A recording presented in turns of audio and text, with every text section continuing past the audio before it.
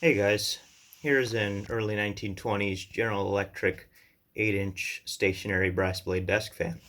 This is the fan you may have seen the unboxing video for, the first one I did fairly recently. And it was in absolutely horrible condition, all rusted out, tarnished all over the blades, and they were all bent out of shape. The cage had a couple breaks and was pretty deformed. This is that same fan. I went ahead and restored it, and I got a little crazy with the colors since I've already got a really nice mint GE Whiz, very similar to this and very nice original shape. And since these are, you know, not super uncommon, why not? I can always restore it back to original if I want to. Anyway, this is a little fan I won on a auction site for fairly cheap. And it's a 240 volt export model. General Electric actually made a lot of export model fans in the 200 to 240 volt range. A lot of them still show up in places like South America and countries like Argentina and such. And once in a while, a couple examples show up here in Australia and New Zealand, in the UK as well, from what I've seen on auction sites. So when this one showed up, I went ahead and grabbed it because I thought it would be a fun restoration project. There's a couple of really odd sort of, what do you call them, little quirks about this fan. A lot of these in the States, in the 110 volt version of this size, were branded as the General Electric Whiz. I've seen a few with just the GE brand name like this one, but they're not that common.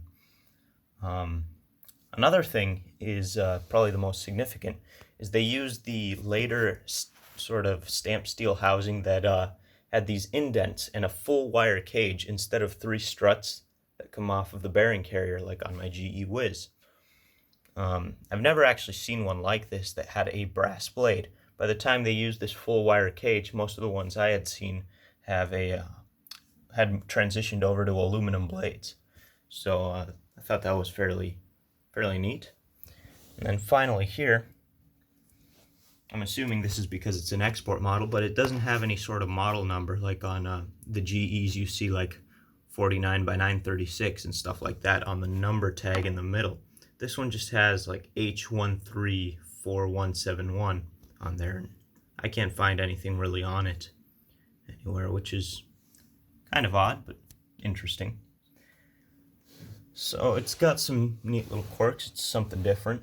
And since these are still already somewhat common fans, I decided to go a little crazy with the colors.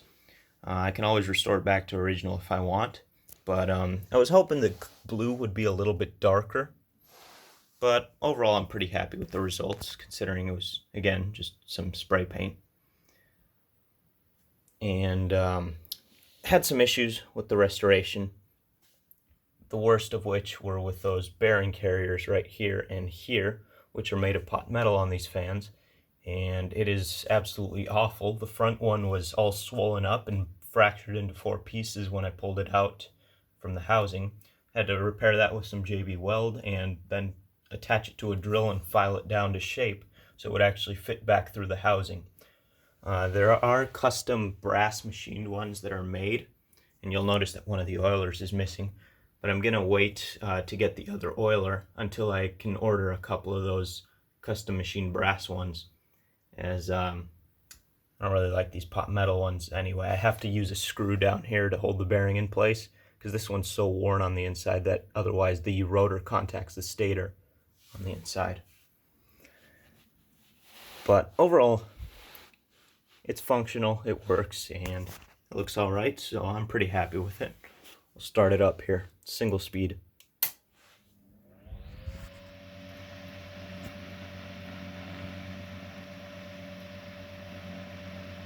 fairly quiet.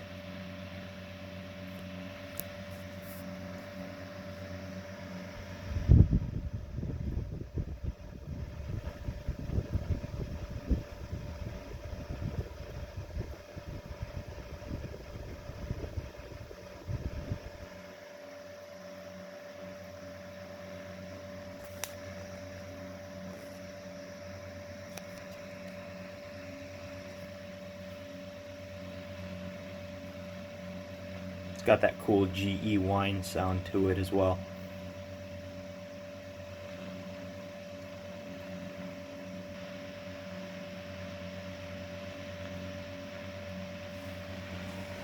and off.